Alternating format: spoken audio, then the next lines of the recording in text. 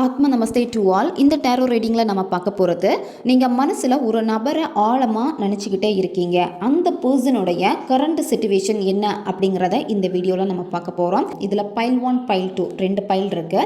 இதில் ஒரு நம்பரை நீங்கள் சூஸ் பண்ணுங்கள். நம்பரை சூஸ் பண்ணுறதுக்கு முன்னாடி யாருக்காக இந்த ரீடிங் நீங்கள் பார்க்குறீங்களோ அந்த நபரை நினச்சிட்டு இதில் ஒரு நம்பரை நீங்கள் சூஸ் பண்ணுங்கள். இந்த கார்டு எனர்ஜி கூட கனெக்ட் ஆகிறதுக்காக இதில் எந்த நம்பர் நீங்கள் சூஸ் பண்ணீங்களோ அந்த நம்பரை வந்து நீங்கள் கமெண்ட் பண்ணுங்கள்.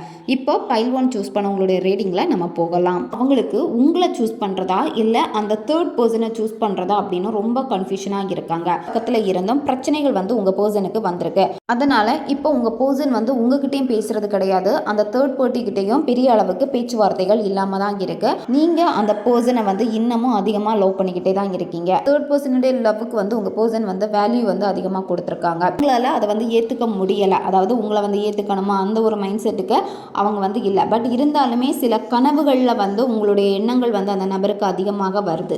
அடுத்த வேலை என்னதோ அதை தான் செய்கிறாங்களே தவிர உங்ககிட்ட அவங்க வரணுங்கிற முயற்சிகள் வந்து இன்னும் உங்கள் பர்சன் வந்து எடுக்கலை. இப்போ பைல் 2 சூஸ் பண்ண உங்களுடைய ரீடிங்கில் நம்ம போகலாம். இந்த நபருக்கு வந்து பார்த்தீங்கன்னா ஃப்ரெண்ட் சர்க்கிள் வந்து அதிகம். சரியா, நண்பர்கள் கூட தான் அதிகமாக டைம் வந்து ஸ்பெண்ட் பண்ணுவாங்க. இந்த பர்சனுக்கு வந்து நிறைய எக்ஸ்பீரியன்ஸ் இருக்குது. அதாவது அந்த எக்ஸ்பீரியன்ஸ் எல்லாமே வந்து பார்த்தீங்கன்னா அவங்க வாழ்க்கையில் சந்தித்த அந்த வலிகள் அப்படின்னா நிறைய ஏமாற்றங்கள், நம்பி இருப்பாங்க, நம்பி ஏமாந்துருப்பாங்க. இந்த மாதிரி தான் உங்கள் பர்சனும் உங்ககிட்டே சொல்லியிருப்பாங்க, நான் உன்னை நம்பி லவ் பண்ணேன், ஆனால் நீ என்னை இப்படி ஏமாத்திட்டியே, இப்படி நம்பிக்கை துரோகம் பண்ணிட்டியே அப்படின்னு சொல்லிட்டு உங்ககிட்டையும் சொல்லியிருப்பாங்க. அதாவது ரொம்ப நல்லா இனி என் வாழ்க்கையை மாற்றணும் அப்படிங்கிற ஒரு முடிவில் உங்கள் நபர் இருக்காங்க. இப்போ சில விஷயங்கள் வந்து அவங்களுக்கு காயத்தை கொடுத்தாலுமே அந்த காயத்திலேருந்து எப்படி வெளியில் வரணும் அதுக்கான ப்ராசஸ் தான் உங்கள் பர்சன் வந்து இப்போ பண்ணிட்டு இருக்காங்க. தனியாக இருக்கணும்னு நினைக்கிறாங்க. உங்கள் பர்சன் தனியாக இருக்கணும், தனியாக இருக்க தான் அவங்களுடைய லைஃப்பை பற்றி அவங்க தெரிஞ்சுக்கணும். இந்த மாதிரி கொஞ்சம் தனிமை விரும்பியாக இப்போ இருக்காங்க.